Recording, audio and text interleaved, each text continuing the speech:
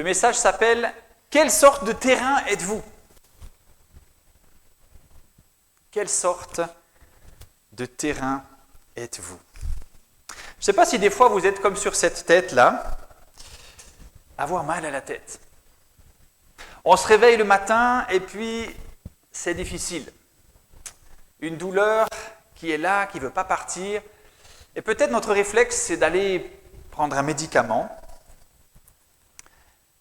Et le médicament va agir différemment suivant qui vous êtes. Peut-être une personne, vous faites partie de celle-là qui va prendre quelque chose et puis ça ne va rien changer. Vous allez avoir toujours autant mal. Vous allez devoir peut-être renoncer à ce qui est prévu aujourd'hui, annuler une visite, vous excuser au travail, rester à la maison alors que vous deviez partir en week-end. Peut-être que le médicament que vous allez prendre va agir un petit peu. Un petit moment de répit, et puis ensuite, peut-être parce que vous avez mal respecté le dosage, peut-être parce que vous avez absorbé autre chose, de l'alcool ou quelque chose, et le médicament va pas bien fonctionner ou pas aussi bien qu'on l'aimerait.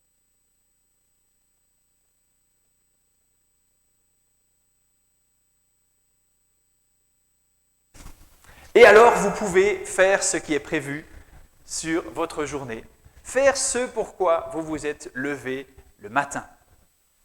On ne sait pas trop, toujours, la médecine ne sait pas trop toujours pourquoi un médicament agit ici, peut-être sur vous, et pas sur une autre personne, peut-être la personne à côté de vous. Le métabolisme, nos habitudes de vie, peut-être la génétique ou d'autres choses encore font que le médicament n'agit pas toujours de la même façon. Mais j'aimerais vous parler, non pas d'un autre médicament ce matin, mes connaissances s'arrêtent un peu là en médecine, mais du médicament qu'est la parole de Dieu. Le médicament qu'est la parole de Dieu qui peut nous soigner pour que nous puissions vivre la journée qui est prévue pour nous. Pour qu'on n'ait pas besoin d'annuler des tas de choses dans nos vies, pour qu'on n'ait pas besoin de renoncer à cette vie que Dieu nous propose. Et ce médicament s'appelle la parole de Dieu. Et la parole de Dieu, elle s'adresse à nous tous. Et je vais lire dans un instant dans l'évangile selon Matthieu, un des 4 évangiles qui raconte la vie de Jésus. Et un jour, Jésus a vécu cela. Il s'est mis à apporter une parole, ne sachant pas qui allait la recevoir et qui allait, au contraire, ne pas du tout la recevoir. Il avait devant lui un auditoire composé de personnes très diverses.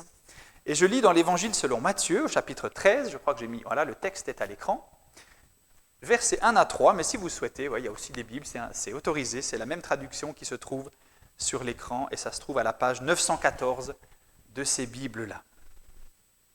Ce jour-là, Jésus sortit de la maison où il se trouvait et alla s'asseoir au bord du lac. Autour de lui, la foule se rassembla si nombreuse qu'il dut monter dans un bateau.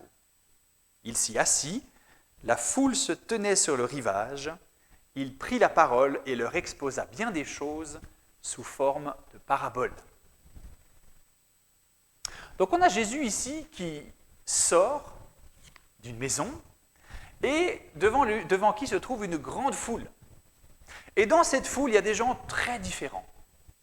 Peut-être comme aujourd'hui, on représente beaucoup de personnes très différentes. Aujourd'hui, on vient d'horizons très différents, notre histoire, elle n'est pas la même. Et puis devant Jésus, il y avait des personnes de toutes sortes. Il y avait ses disciples qui, eux, étaient à fond derrière Jésus. Ils avaient quitté toute chose pour être avec ce type-là qu'ils trouvaient vraiment digne de confiance. Il y avait ceux que Jésus intéressait quand même et qui se disaient, mais c'est quand même assez fort ce qu'il dit, ce gars-là, et puis j'aimerais bien encore l'écouter. Il y avait ceux qui avaient vu des miracles, parce que Jésus a fait beaucoup de miracles, et peut-être qu'ils venaient là parce qu'ils se disent, mais aujourd'hui, peut-être qu'on va encore voir quelque chose d'incroyable. Peut-être qu'il y avait des gens qui attendaient d'autres choses sur Jésus. Pour certains, Jésus, ça devait être un leader politique qui allait devoir faire quelque chose de puissant pour la nation. Et certains se sont dit, mais quand c'est qu'il va enfin parler du vrai sujet qui nous préoccupe? D'autres étaient là même un peu plus critiques devant Jésus. Peut-être qu'ils venaient là pour essayer de contredire un peu ce qu'il allait dire. Vous savez, des fois on vient à des conférences comme ça en se disant, mais j'aimerais bien le coincer, ce conférencier-là. Il y avait des gens comme ça devant Jésus. Et il y avait même des gens, pire encore, qui voulaient carrément le supprimer.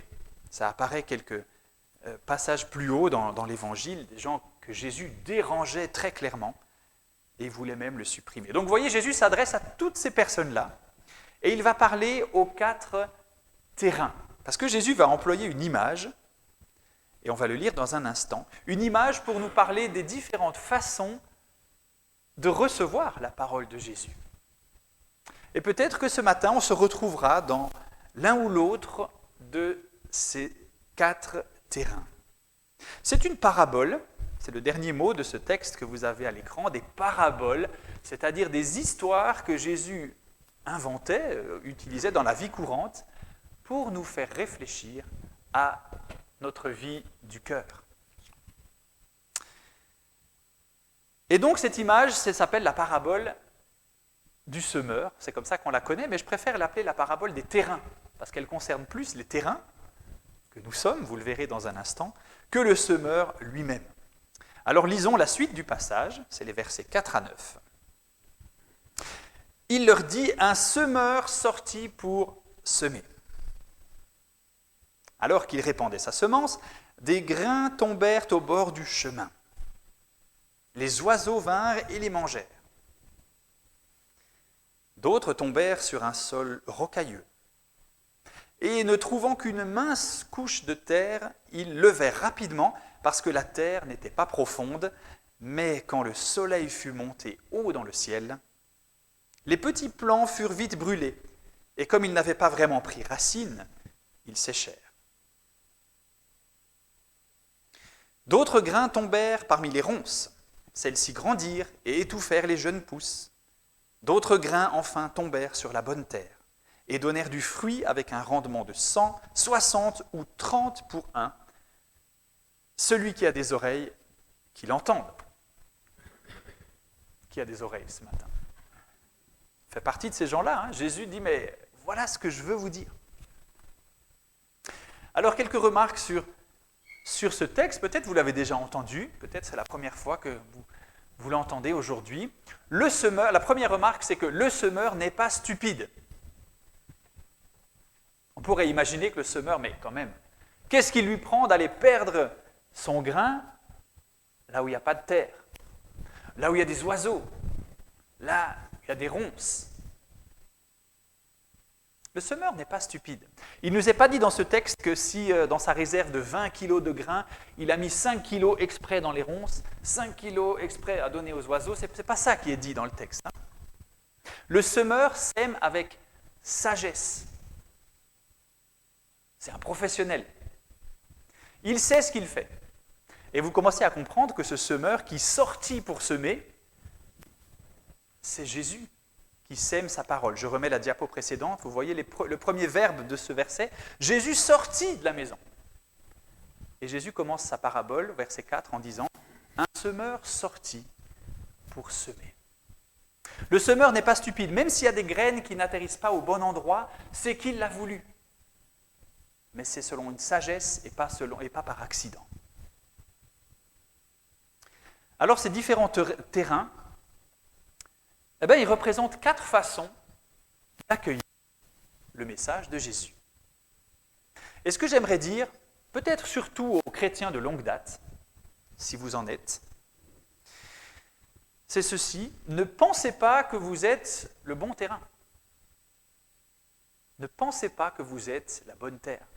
C'est le théologien Tim Keller qui a dit cette phrase, je l'ai lue il y a longtemps, elle m'est restée, je n'ai plus retrouvé dans quel livre, ce n'est pas très important. Mais ne pensez pas que vous êtes la bonne terre, parce que sinon vous passez à côté de cette histoire. Jésus n'a pas raconté ça juste pour certains.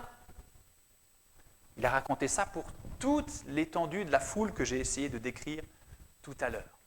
Et si vous vous dites, mais moi j'ai trouvé la bonne terre et j'aimerais bien que d'autres puissent aussi faire comme moi, on a un petit problème. Ce n'est pas ça que Jésus vise. Jésus, par ses paraboles, veut nous renvoyer chacun à son cœur. Donc ne pensez pas que vous êtes forcément la bonne terre. C'est beau, gloire à Dieu. Peut-être vous vous dites, bon, j'ai peut-être pas un rendement de 100, peut-être j'ai 30, c'est déjà pas mal. Peut-être je pourrais passer à 60. Ne pensez pas que vous êtes la bonne terre. Alors voilà Jésus qui raconte cette histoire. Est-ce que vous pensez que les gens ont compris cette histoire? Vous l'avez plus ou moins compris, j'imagine, même si c'est la première fois que vous l'entendez. On voit bien de quoi il s'agit. Jésus va donner une explication plus détaillée tout à l'heure, on va la lire. Donc j'imagine que tous ceux qui ont entendu ça se sont dit, mais ouais, on voit bien là où ils vont en venir.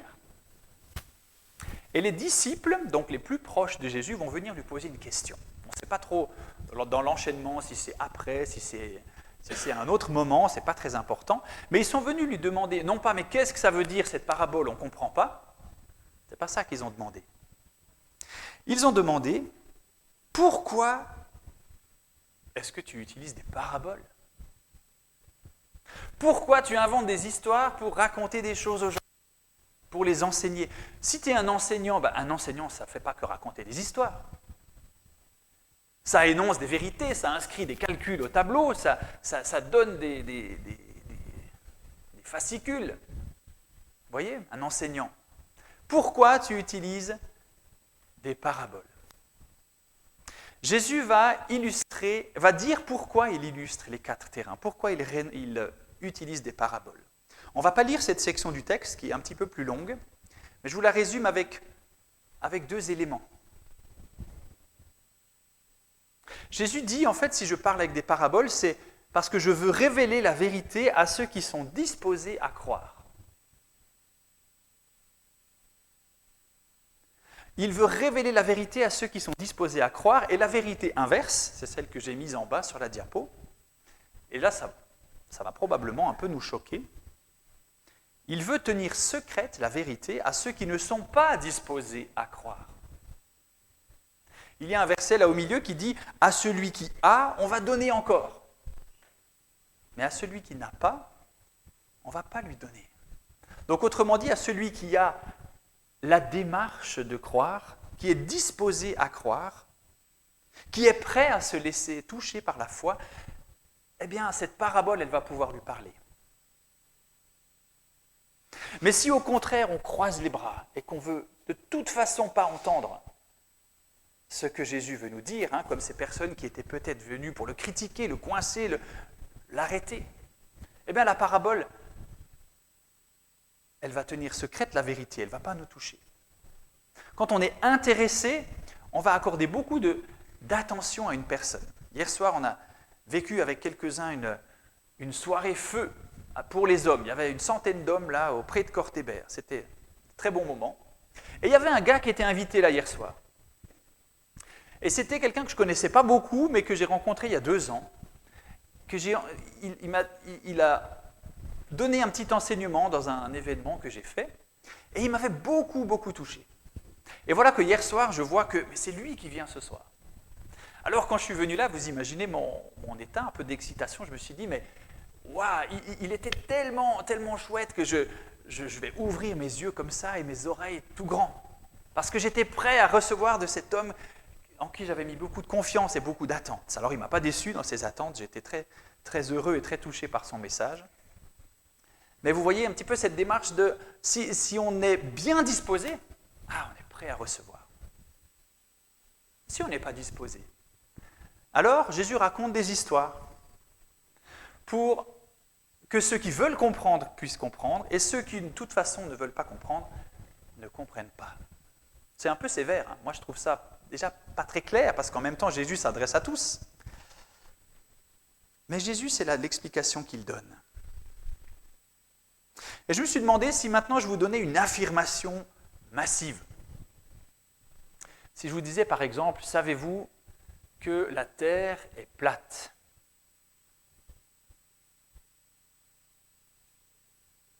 Il y en a un qui fait oui là derrière. Peut-être, il paraît qu'entre 6 et 7% des gens sont prêts à croire que la Terre est plate. C'est une affirmation, et dans vos têtes, vous commenceriez déjà à dire « mais non, mais bien sûr que non, mais regarde, mais tel argument, et puis on sortit, mais la science, et tout ça ». On serait directement dans la confrontation. Peut-être si vous aviez des tomates, vous me jetteriez des tomates, bien mûres. Mais si je vous racontais une belle histoire, alors j'en ai pas trouvé, mais il en existe sûrement, des histoires qui peut-être vous font penser qu'effectivement il y a peut-être des coins carrés à la Terre quelque part, ou bien ceci, cela. Eh bien, on serait plus dans la confrontation, vous commenceriez à se dire, mais, écoute, bon, il n'est pas très clair ce gars, et puis de toute façon ça n'a pas de rapport, l'histoire qu'il raconte, elle est un peu bizarre, mais bon voilà, on serait moins dans la confrontation. Et peut-être que c'est une des raisons pour lesquelles Jésus parle en parabole.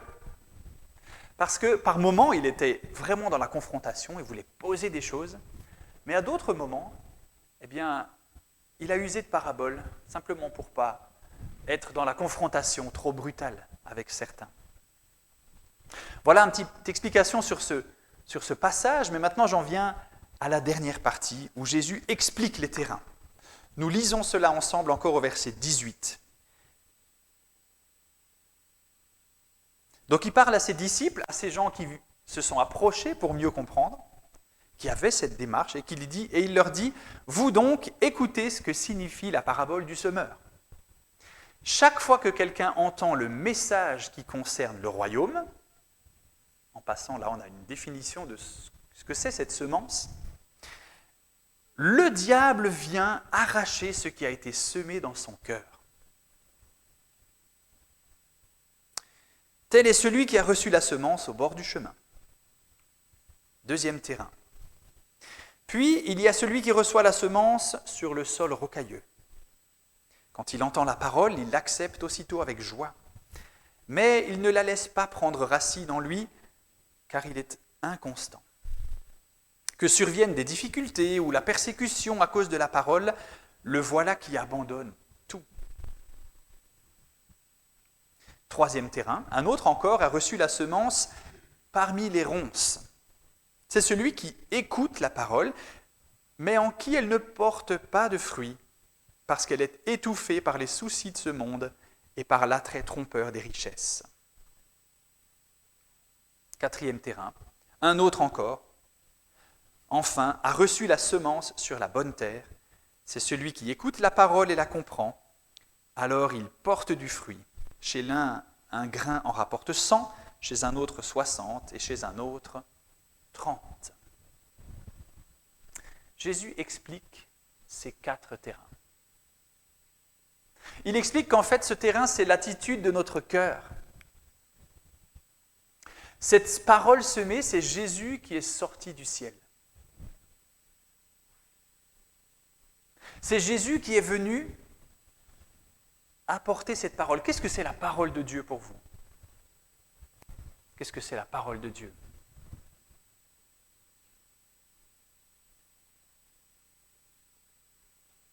C'est une vraie question, vous pouvez répondre. La parole de Dieu, c'est en fait une personne. On résume parfois ça avec la Bible. La Bible, c'est la parole de Dieu, nous disons. Mais c'est plus que ça. La Bible, c'est une personne. C'est Jésus. Au commencement était la parole, nous dit la Bible. La parole était avec Dieu, la parole était Dieu. Mais un jour, la parole est venue sur la terre, elle a pris une forme humaine, nous l'avons touchée, nous l'avons écoutée, racontent ses disciples. Jésus est déjà sorti pour semer. Et cela s'est passé il y a 2000 ans. Il est venu apporter la parole sur la terre.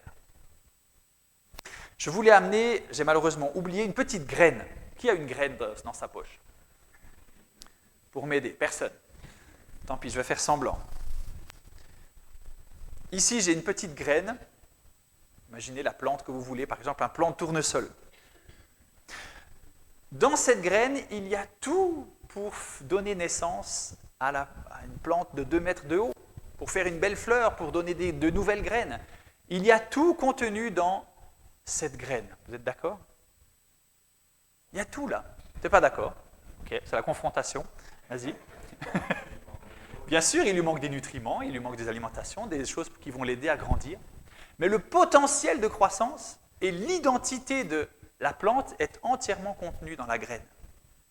Tu es d'accord avec ça? Trop bien. Ah. Sinon, je vais te raconter des paraboles. En fait, ça nous dit que Jésus est déjà sorti et tout est là pour que nous puissions devenir qui nous sommes appelés à devenir. Tout est là. Il n'y a pas besoin de rajouter d'autres choses. Vous savez, je connais des chrétiens qui disent, mais ta foi, elle n'est pas assez complète. Il faut rajouter encore ceci, et puis telle chose, et puis lis encore tel livre, et écoute tel orateur, et puis reçois telle bénédiction, et puis tu auras encore une vie de foi meilleure. Ce n'est pas ce que dit la Bible. Jésus, la semence, la parole de Dieu, contient tout ce qu'il nous faut. Et c'est à nous, les terrains que nous sommes, d'accueillir cet évangile, ce qui veut dire tout simplement la bonne nouvelle. Je crois qu'on peut diviser ces 4 terrains, je prends encore une petite minute pour les analyser, sous le facteur du temps. Il y a le temps 0, 1, 2 et 3. Le temps 0, c'est le temps où la graine n'a même pas le temps de germer.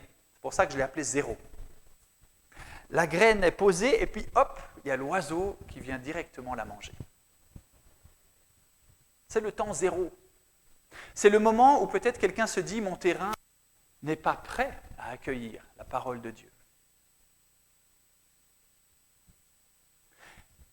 Et Jésus, dans l'explication, donne un nom à cet oiseau. Il donne un nom à cet oiseau, c'est tout simplement le diable, l'adversaire. Quelqu'un donc se réjouit, l'oiseau il doit être content de manger une graine. Quelqu'un se réjouit de venir voler la parole de Dieu qui arrive devant votre porte, sur votre terrain. Quelqu'un se réjouit de vous l'enlever. Mais c'est le temps 0. Et c'est peut-être le choix de chacun des terrains que nous sommes parfois de dire non.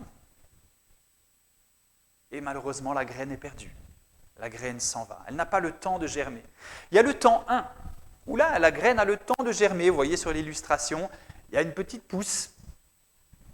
Mais ça ne donne pas tellement envie. Pourquoi? Parce qu'il n'y a pas assez de terre. Et quand le soleil arrive, la chaleur, Jésus fait la comparaison entre cette chaleur et les épreuves de la vie, peut-être des fois la persécution. La plante germe, on accueille la parole avec joie, mais elle n'a pas le temps de prendre racine. Vous savez, il y a quelques mois, il y a eu, au mois de février, ce qu'on a appelé le réveil d'Asbury. Vous avez peut-être entendu parler de ça. Ça s'est passé dans une université chrétienne aux États-Unis, dans le Kentucky. Et dans cette université, il y a eu une réunion de prière qui a démarré, et puis elle s'est prolongée, et puis les gens se sont mis à confesser leurs péchés, à chanter ensemble, à prier. Ça s'est prolongé le lendemain, le surlendemain, pendant 15 jours comme ça. Des milliers de personnes sont passées par là. On peut se réjouir que tout à coup, des gens étaient attirés par ce qui se passait là. Et puis, j'ai écouté l'interview de quelqu'un à qui on demandait, un spécialiste, est-ce que c'est vraiment un vrai réveil? Est-ce qu'il y a vraiment des vies qui sont transformées là? Et la personne disait, je ne sais pas. Et on ne peut pas savoir aujourd'hui. Pour le savoir, il faut attendre. Il faut attendre que toutes ces personnes qui ont accueilli la parole avec joie puissent montrer sur la durée qu'elles ont vraiment changé. Qu'elles puissent prendre des racines. Et pas que dès que la sécheresse arrive, ou une épreuve, ou une difficulté, eh bien, ils laissent tomber. Ça, c'est le temps 1. C'est quand on ne permet pas aux épreuves, c'est quand on permet aux épreuves de stopper la course. Est-ce que nous permettons aux épreuves de la vie de stopper notre chemin de foi? C'est le sens de cette petite plante qui a bien démarré, mais qui sèche et qui ne fait plus envie à personne. Le temps 1. Prendre des racines. Persévérer dans la foi, malgré les épreuves. Que c'est beau. Et il y a beaucoup d'exemples parmi vous qui m'encouragent dans ce domaine. 3e temps, c'est le temps 2. Les racines sont là, on ne les voit pas sur l'image, mais quel est le problème? On se fait envahir par toutes sortes de choses. Et Jésus donne un nom à ces choses. Qu'est-ce qu'il dit?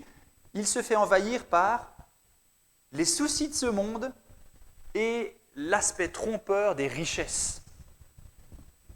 Et là, il y a peut-être aussi quelque chose pour nous, qui vivons comme les personnes dans les catégories les plus riches sur toute la planète. Les richesses, toutes ces choses qui nous étouffent, elles peuvent porter plusieurs noms. Hein. Ça peut porter le nom de, je sais pas, faire du jardinage. Ça étouffe complètement ma vie de foi. Faire des voyages, avoir un abonnement général, avoir une résidence secondaire, avoir un abonnement à une plateforme vidéo, avoir un smartphone, faire des jeux. Vous pouvez mettre tout ce que vous voulez là-dedans qui étouffe notre vie de foi.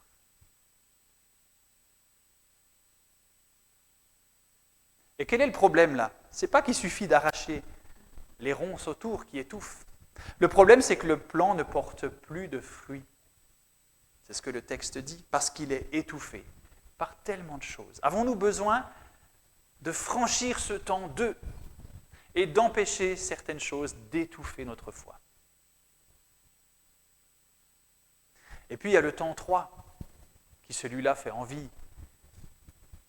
Parce que les épis sont beaux, ils portent du fruit, ils sont chargés d'une bonne récolte. C'est tout simplement l'amour qui déborde sur les autres. Alors voilà ces 4 temps.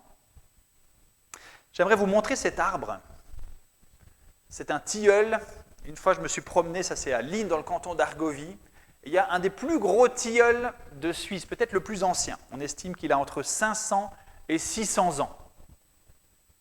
Un bel arbre. Et donc la photo, là, en fait, je ne suis pas un très bon photographe, vous le voyez, mais on voit même pas l'étendue de l'arbre avec ma photo. Mais il est énorme. Et je me dis, au début, cet arbre, c'était une graine. C'était un tout petit quelque chose. Et peut-être que cette graine, il y a un oiseau qui a eu envie de venir la manger. Mais non, elle a germé. Peut-être qu'au cours de sa jeune vie, eh bien, il y a la sécheresse qui est arrivée, mais cet arbre a tenu bon. Peut-être que d'autres plantes sont venues étouffer ce tilleul à un certain moment de sa croissance, mais il a tenu bon. Et aujourd'hui, c'est un bel arbre, rayonnant depuis des siècles, et chaque année, il inscrit encore dans son écorce une ligne de vie. Moi, ça m'encourage de savoir qu'on peut devenir de plus en plus solide dans la foi, sur le temps. Alors, je vais remettre ces 4 terrains en vous reposant la question pour terminer. Quelle sorte de terrain êtes-vous? Je le répète encore, ne pensez pas que vous êtes forcément sur la bonne terre.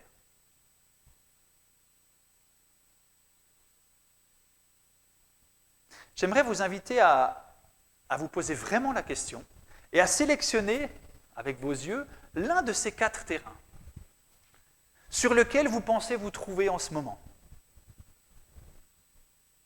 Dans un instant, je vais prier pour chacun de ces 4 terrains. Je vous inviterai à fermer les yeux et je vais prier pour vous, puisque vous serez concerné par l'un des 4 terrains. Si vous ne voulez pas participer, c'est aussi votre liberté, pas de souci.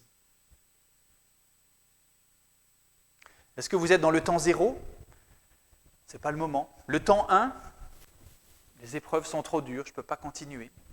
Le temps 2, Jésus, mais il y a trop de choses dans ma vie qui m'empêchent de grandir. Ou le temps 3, merci Seigneur pour les fruits que tu me donnes. Alors je vous invite à sélectionner, mais s'il vous plaît, ne trichez pas. Ce n'est pas à moi que vous allez répondre, c'est voilà, simplement avec Dieu ce matin, que vous pouvez vous situer en toute honnêteté. Et je vous invite à fermer les yeux pour prier ensemble. Seigneur, je te remercie pour ta parole qui est semée dans nos cœurs aujourd'hui. Merci pour cette graine d'espérance, de vie que nous trouvons là et qui vient rencontrer et se heurter à notre terrain ce matin. Merci pour cette parabole que tu as expliquée et que nous avons essayé de comprendre. Et je te prie, Seigneur, je te remets toutes les personnes qui se sentent comme ce terrain où l'oiseau va venir rapidement prendre la graine. Seigneur, bénis ces personnes, respecte le temps de leur cœur, respecte leur liberté de choix, et chacun est libre, tu nous as créés comme cela. Seigneur, je te prie qu'un jour, si ce n'est pas aujourd'hui, que cela puisse être un autre jour, mais que cette graine puisse entrer en terre. Je te prie pour tous ceux qui se sentent comme ce terrain sec, sans racines, qui ont peut-être accueilli la parole avec joie un jour, mais qui aujourd'hui se sont laissés décourager par les épreuves, par les déceptions, par tout ce qui peut arriver dans la vie. Seigneur, je te demande de raviver cette plante que tu as toi-même semée, de donner des racines qui vont produire une plante qui grandit encore. Soigne peut-être ce qui est à soigner, ce qui est difficile, ce de quoi nous devons guérir. Je te prie pour toutes ces personnes qui ont sélectionné dans leur cœur le troisième terrain, celui d'une vie qui prend racine en toi, mais qui en même temps est polluée par tant d'autres choses. Et c'est peut-être, Seigneur, le moment ce matin, pour tous ceux qui ont choisi ce terrain, de faire un tri dans nos vies, dans nos activités, dans nos pensées, dans nos semaines. Tu vois, Seigneur, ce qui peut étouffer la plante que tu veux faire grandir en nous. Donne-nous de l'espace, de la lumière, pour que nous puissions grandir encore. Et enfin, je te prie pour tous ceux qui ont sélectionné, peut-être sans orgueil, mais honnêtement, ce quatrième terrain, qui est beau, qui est sain, parce que nous avons l'impression de grandir et de produire du fruit pour toi. Merci Seigneur, pour ceux qui produisent 30, 60 ou 100, ou même 1 ou 1,5. Merci Seigneur pour les progrès que tu nous permets de faire. Et je te demande de bénir aussi ces personnes-là, de leur donner la persévérance. Et Seigneur, ensemble, eh bien, nous te redisons encore une fois merci pour ta parole, qu'elle puisse germer en nous et produire du fruit pour l'éternité. Amen.